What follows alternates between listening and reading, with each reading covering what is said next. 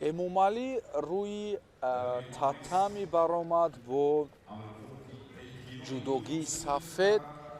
муқобили ӯ чуноне гуфтем варзишгари озарӣ Комрон Сулаймонов ба рақобат баромадааст дӯстон. хуб оғоз мекунем. эмомалӣ Барор ҳамин риштаи нокомиҳои варзишгарони моро бошад, ки хуб албатта канда кард оби ҷебов риштаи нокомиҳоро. хуб барои имрӯз ман дар назар дорам. акнун бошад, ки эмомалӣ низ инҷо ҳамагии моро шод созад.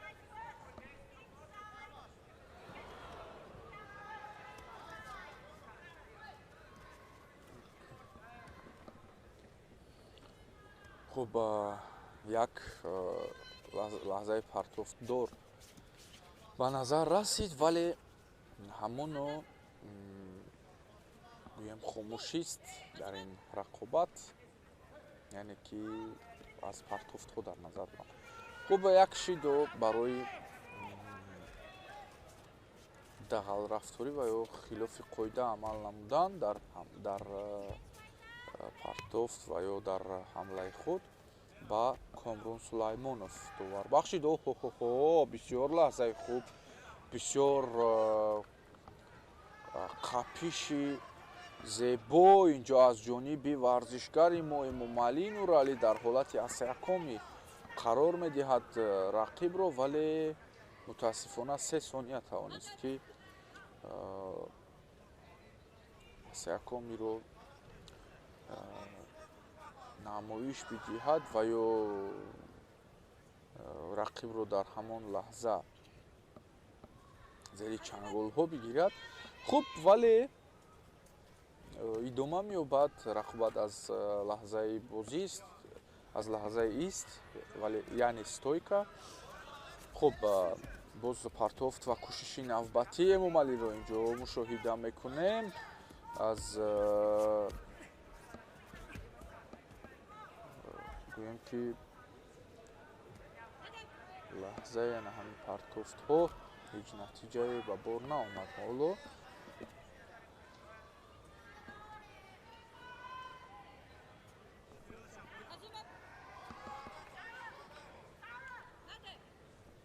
хуб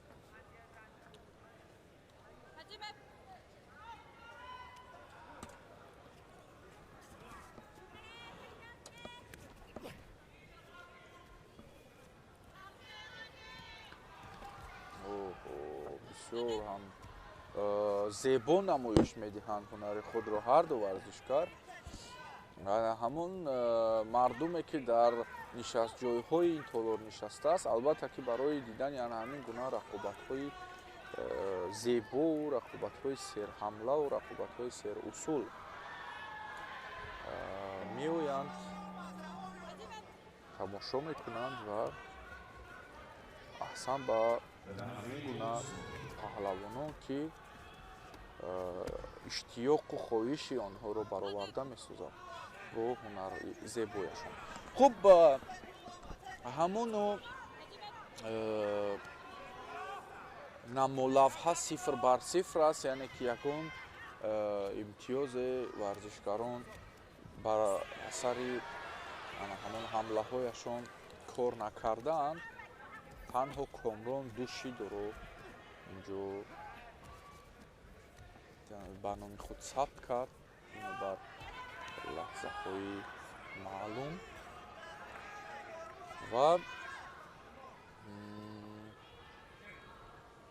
ана ҳамин лаҳзаҳое ки Эмомалӣ менишинаду гӯем ки ҷудогии худро ба тартиб медорад, як шидо исмаш навишта гардид ва ҳамон лаҳзаҳо бисёртар мушоҳида кардаем дар мусобиқаҳо, ки Эмомалӣ бархеста баъд боз як шидои дигар бархеста баъд ҳамлаи зебое нишон медиҳад.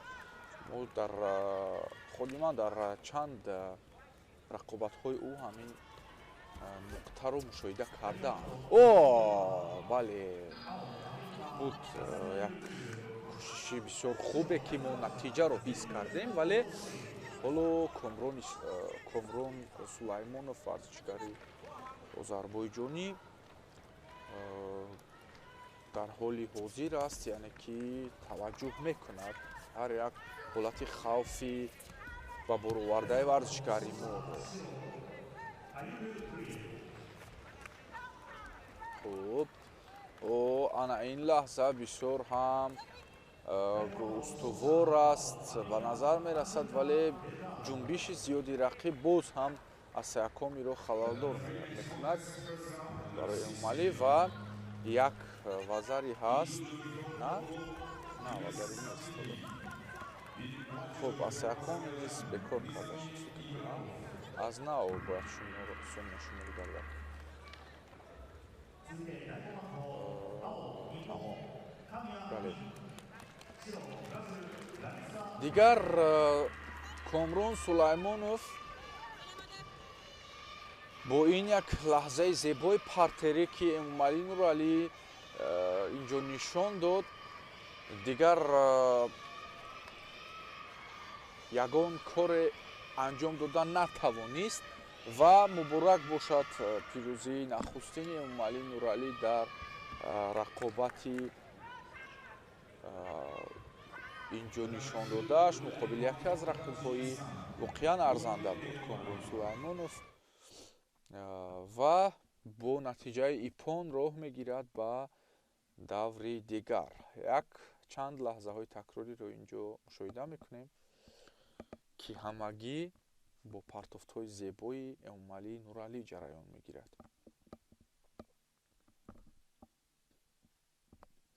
ҳамин лаҳза буд ки дигар Комрон Сулаймонов кореро анҷом дода натавонист.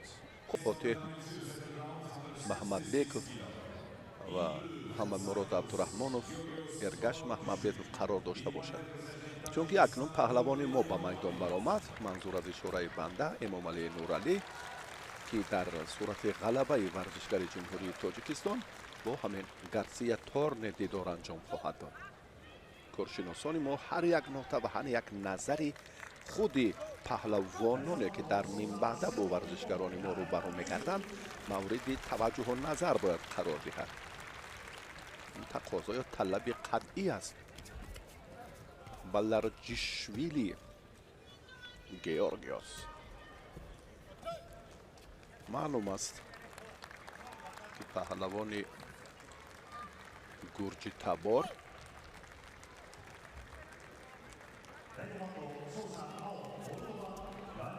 аз Кипр аст,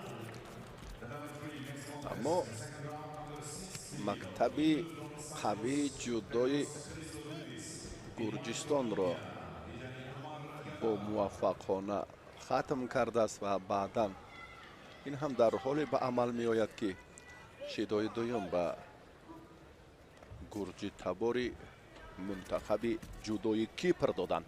Ой, даст Эмомалӣ ин қадар ҳаракати хубро шурӯъ кардеду аммо дастро озод гузоштед. баробари ин ҳаракат агар даст лоақал аз сари Осин ҳам дошта метавонистед, онгаҳ нуран ало нур мешуд.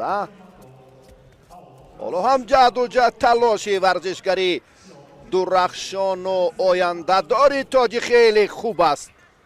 бисёр ҳам дар муборизаи ин давр ҳам паҳлавони мо бо ҷуръат ва бисёр ҳам бо як садоқати эҳсоси бузурги ватандорӣ ба пеш мерава ва таваҷҷӯҳ мекунад исбот созад ки ин фард нафари тасодуфӣ нест ва воқеан ҳам дар қаҳрамонии ҷаҳон ба шарофати пирӯзиаш ки парчампарафшон гардид ва махсусан истеъдоди фавқулодааш имрӯз ҳам бисёр дили мухлисонро ба ваҷҳ меорад ва дар талоши паҳлавони Тоҷикистон воқеан ҳам хеле зебогии гӯштин. ин медонед як ҳаяҷони бузург аст ки мехоҳад ки пайваста ана ҳамин ҳолатҳои муносибро манзур кунад. و اکنون این پیروزی با ورزشگر جمهوری تاجیکستان قهرمان جهان در جودو میان جوانان امامعلی نورعلی مبارک باشد. و اکنون آن طوری که گفتیم انا همان طریق با گارسیا تورنه ورزشگری ما دیدار انجام میدهد. این حالتی بود که امامعلی دست چپ رقیب رو داشتنش رو فراموش کرد، گرجی تباری منتخب کیپر رو، و بعدا هم فشار رو در حالت کار در زمین خیلی دوچنگ کرد و نشان داد که این ارزنده است و واقعا سلسله شداها برای امامعلی نورعلی.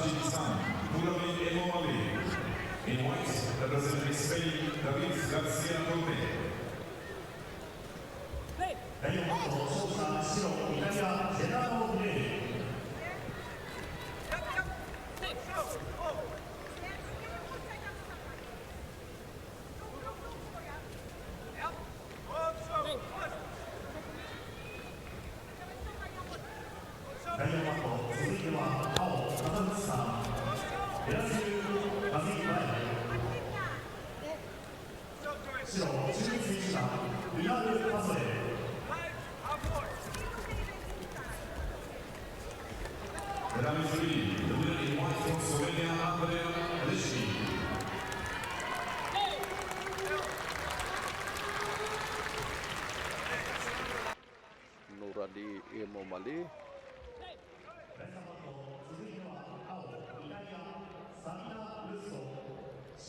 پهلوان تاجیکستان دیدار اول رو هم با ورزشگری آذربایجان خیلی کامران سلیمانوف خوب انجام داد، صاحبی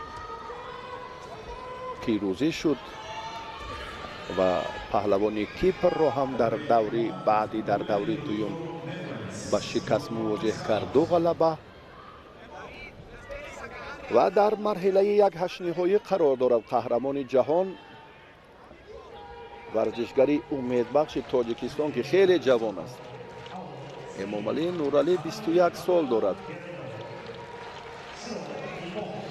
با این سن و سالش نگاه نکرده، لکه در کارنامه ورزشیش، در صحافت ورزشیش خیلی پیشروی ها به نظر می رسند.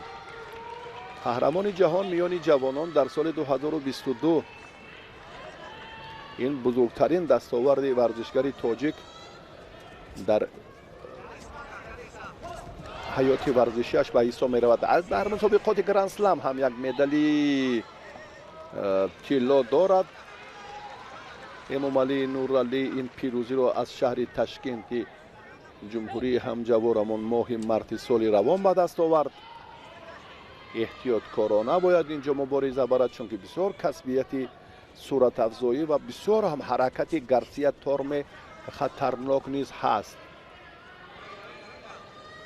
و پهلوان ما بسیار چه گویم، پیشتر هم بیان کردیم که قیافش بسیار خواهش گشتنگیری دارد. از قیافش این بر الان مشاهده میگرده. به هر دو شیدات داد داوری بالای گلیم به خاطر بله که رفتی سبقت باز شدت دیگر یا جالبیت دیگر پیدا سازد.